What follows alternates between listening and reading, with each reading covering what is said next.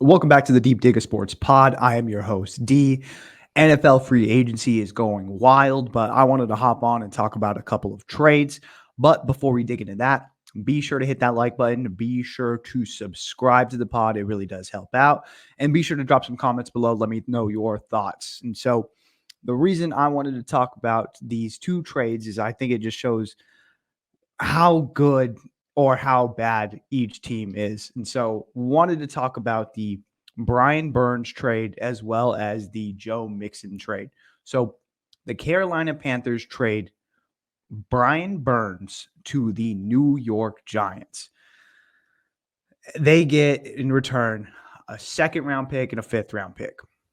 This comes 1 year after supposedly or reportedly the Los Angeles Rams had offered 2 first-round picks and a second-round pick for Brian Burns.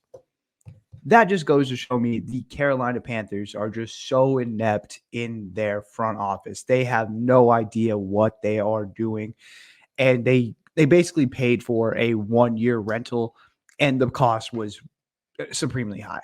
I mean, realistically, you should have just pulled the trigger when you had the chance. 2 firsts and a second trumps obviously what they got in a second and a fifth round pick.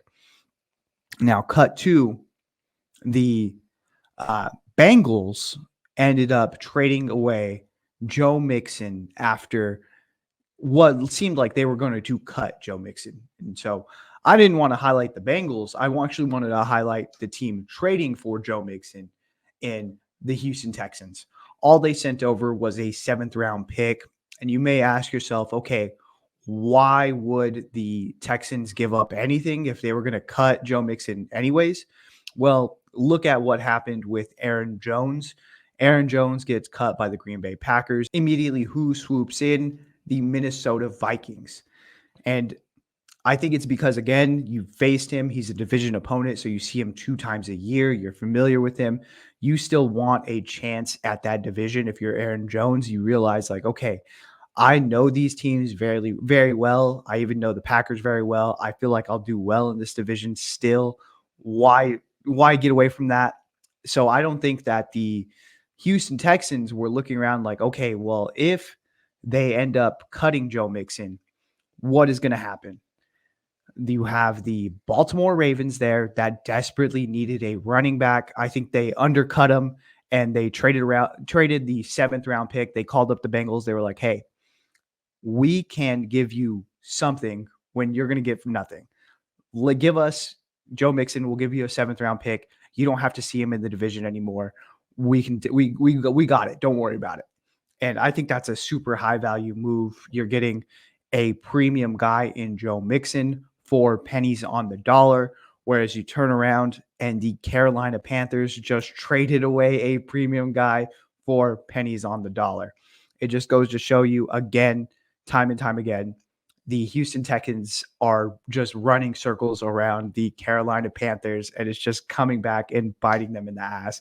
It's so crazy to see the dichotomy of one team where in the Houston Texans a few years ago, they were being laughed at. Everyone was like, sell the team. They were just, I mean, they had egg on their face with the whole Deshaun Watson situation. He didn't want to play for them anymore. Andre Johnson was coming out and just shitting on them after he has already been retired for years, saying like, hey, this organization sucks. This is one of the reasons why it made it so easy for me to retire. I fucking hated being there. And now look at, you make the right choice at quarterback. You get a bunch of pieces around him. You really understand what it takes as far as to build a solid team.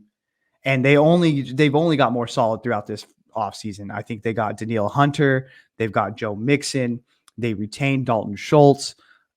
Their offseason looking awesome. On the other hand, the Carolina Panthers, they have to trade away Brian Burns for a 2nd and a 5th. They got Deontay Johnson from the Steelers, which is fine, I guess. And you still, I mean, it could have all been better if you had just picked the right guy. I mean, I think we see that in Houston when you have a quarterback, teams and other teams and other players around the league respect that.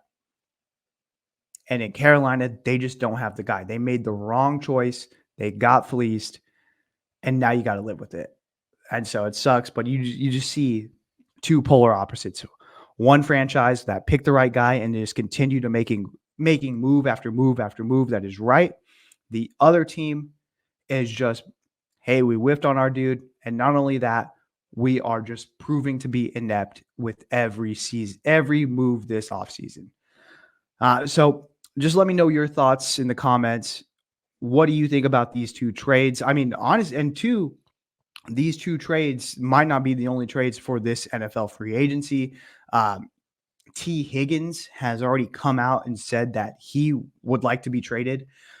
If I'm going to be honest, I don't think that Tee Higgins is going to get traded, because just like I was saying about Brandon Ayuk, like if the 49ers really wanted to get rid of Brandon Ayuk, they would have to do it for a first or a second round pick. Same thing goes for the Cincinnati Bengals and Tee Higgins. If you want to get rid of this guy, it's going to have to be for a first or a second round pick. But if you're a team that needs a wide receiver, why would you give up that first or second round pick when you're in a position to draft a young, talented wide receiver? So I just don't know if I see it happening. Now there's rumblings that Justin Jefferson might be headed to the Cincinnati Bengals. I don't know about that either. So there's a lot of rumblings going on. We'll see if there's another mega trade that happens moving forward. If I had to guess, I would put my money on there not being a trade for of Tee Higgins or Justin Jefferson. Honestly, Justin Jefferson might get traded more. Justin Jefferson more likely than Tee Higgins. And that's because you would get a premium back. I don't think anyone's trading a premium for Tee Higgins with this draft class. Justin Jefferson, on the other hand, you would trade that hands down. So, yeah, if I had to choose, I think that Tee Higgins is going to stay on the Bengals for the entire year. I think that that's more likely to happen than him getting traded, or at least to the trade deadline, maybe, and then he gets released, and then he gets traded to somewhere to be a help on a contender, or just be buried in somewhere like Arizona. On the other hand, I think if you're the Vikings, you have to look into trading Justin Jefferson. You just don't have a lot to offer with Sam Darnold stepping in. But yeah, we'll see if another trade ends up happening. But again, be sure to hit that like button, be sure to subscribe, and drop some comments below. Really appreciate it.